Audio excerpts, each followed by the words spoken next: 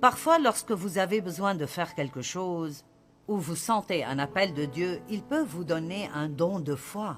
Et le don de foi est une foi qui dépasse la foi ordinaire et qui vous permet de faire quelque chose ou bien de marcher dans quelque chose qui devrait vous faire peur. Mais pour vous, c'est une chose assez normale de le faire parce que Dieu vous a donné cette foi pour pouvoir l'accomplir. Et j'ai réalisé que Dieu nous a donné, à Dave et moi, un don de foi pour diriger ce ministère. Si vous avez la moindre idée de combien d'argent il nous faut chaque mois, ça semble super. Joyce est à la télé dans les 2/3 du monde, en 105 langues ou quoi que ce soit, et vous avez 26 bureaux et tout le monde est...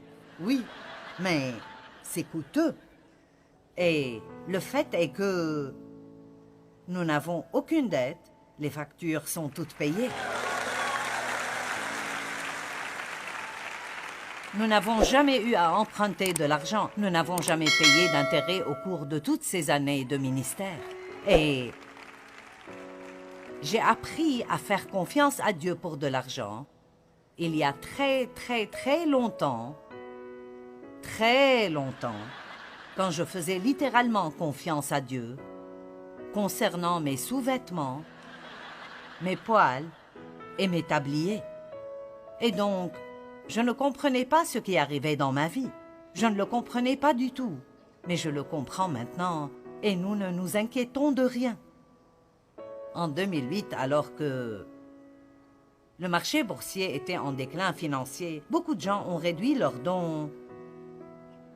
Et mon fils aîné, David, s'est un peu inquiété pour l'émission. Et il a dit, « Eh bien, n'es-tu pas inquiète? Ne t'inquiètes-tu pas pour ça? » Et j'ai dit, non, si Dieu veut que je continue à faire cela, alors il va payer pour cela. Et si c'est fini, alors je pourrai aussi bien arrêter, parce que ça ne marchera pas sans lui de toute façon. Vous voyez? Maintenant, j'en suis sûre, si nous avions eu un crash, je n'aurais peut-être pas pris cela aussi bien, mais c'est la vérité. Si Dieu n'y est pas, ça ne marchera pas de toute façon. Et s'il y est, ça va marcher, et personne ne l'arrêtera. Et donc, nous devons garder les yeux sur Dieu et non sur les gens. Donc, parfois, Dieu vous donnera un don de foi pour faire quelque chose. Et les gens autour de vous ne le comprendront pas. C'est pourquoi ils vous regardent comme si vous étiez complètement timbré. Et ils vous disent, tu ne peux pas faire ça, tu ne devrais pas faire ça. Et vous devez croire Dieu. Amen. La paix viendra sur ce qu'il faut faire ou ne pas faire. Parfois, il y aura un rendez-vous arrangé par Dieu avec quelqu'un qui peut fournir ce dont vous avez besoin en ce moment. Avez-vous eu l'une de ces expériences où vous avez rencontré la bonne personne et cela vous a semblé étrange que vous l'ayez rencontrée à ce moment-là et elle avait la capacité de faire exactement ce dont vous aviez besoin? Allez! Cela s'appelle la providence de Dieu dans nos vies. Et puis, parfois, Dieu vous claque une porte au visage. Peu importe combien vous poussez, vous ne pouvez pas l'ouvrir et vous n'aurez aucune aide. Cette porte ne s'ouvrira pas parce que ce n'est pas ce que Dieu veut que vous fassiez. Parfois, les circonstances deviennent telles que vous n'avez pas le choix. C'est la seule option présente et ou vous le faites ou vous ne faites rien.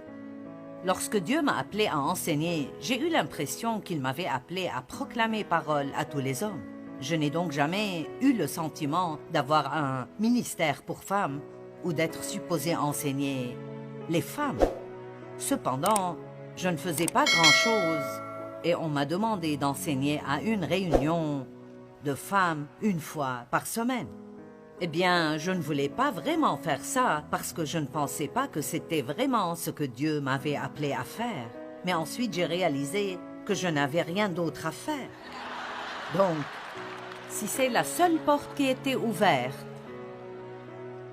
donc c'était la porte par laquelle je devais entrer parce que je suis devenu pasteur associé dans mon église et j'ai enseigné l'école biblique et c'est de là que mon ministère a été lancé. Et donc, parfois, vos circonstances feront que c'est la seule chose que vous pouvez faire. Alors, allez-y. C'est tout ce que je vais dire à propos d'entendre Dieu ce soir. Si vous voulez en savoir plus, revenez donc demain. D'accord, maintenant. Et chaque fois que nous avons un ennemi qui nous fait face, nous ne faisons pas toujours la première chose qu'il faut faire. La première chose que nous devrions faire chaque fois que nous avons un problème ou un ennemi qui se présente contre nous, ce que nous devrions toujours faire est de rechercher Dieu. Trop souvent, nous allons vers des gens, et je ne dis pas que ce n'est pas bien, mais je ne demanderai conseil à personne avant d'avoir d'abord demandé à Dieu si c'est la bonne personne vers qui aller. Car honnêtement, vous leur demandez ce que vous devriez faire et ils ne savent même pas ce qu'ils font. Ce serait donc bien plus sage de chercher Dieu. Et peut-être qu'il ne veut pas que vous alliez voir quelqu'un. Vous êtes allé chez trop de gens et il est temps que vous appreniez à entendre Dieu vous-même. Amen. Peut-être que vous n'êtes pas censé appeler quelqu'un pour lui demander une écriture. Peut-être que vous êtes censé creuser un peu et la trouver vous-même. Vous seriez surpris de voir que plus vous travaillez dur, plus vous vous en souvenez. Je me souviens de quand j'avais commencé à enseigner avant d'avoir Internet et tellement d'informations à portée de main. Laissez-moi vous dire quelque chose. Étudier à l'époque était tout un projet.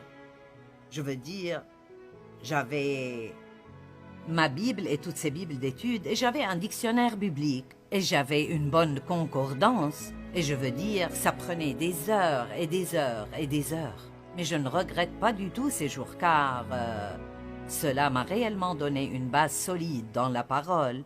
Et maintenant, c'est pratique de pouvoir, vous savez, ne pas avoir à voir la concordance et trouver les Écritures et ensuite les chercher. Maintenant, vous tapez le verset que vous voulez et ça apparaît dans toutes les versions que vous voulez.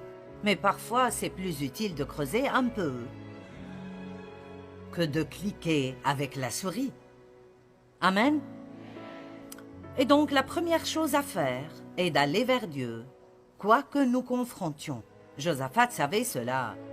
Donc, dans 2 Chroniques 20, versets 2 et 3, on vint prévenir Josaphat en ces termes. Une vaste armée est en train de marcher contre toi d'au-delà de la mer Morte et d'Édom. Elle a déjà atteint Hatzatson Tamar, c'est-à-dire En-Gedi. Maintenant, vous devez faire attention à cela parce que l'endroit de la confrontation, le nom de cet endroit est changé à la fin de l'histoire. Et ce que cela signifie maintenant n'est pas très agréable. Mais parfois, votre lieu de bataille devient votre lieu de bénédiction. Allez. Parfois, l'endroit où vous devez affronter votre ennemi devient le plus grand lieu de bénédiction de votre vie. Combien d'entre vous ont plus appris à travers les moments difficiles qu'à n'importe quel autre moment? Ok. C'est difficile de remercier Dieu pour eux quand nous passons à travers. Nous vivons la vie en avant, mais nous la comprenons généralement en arrière. Et alors, il est écrit au verset 3, « Josaphat prit peur ». Vous voyez, il était comme tout le monde. Quand nous recevons de mauvaises nouvelles et l'ennemi se présente devant nous, la première chose qui vient dans notre cœur est la peur. Tous ces mauvais rapports sur ce qui va se passer. Mais regardez ce qu'il a fait. Et il décida, il a pris une décision. Il décida avec détermination. Dites, il était déterminé. Il se disposa.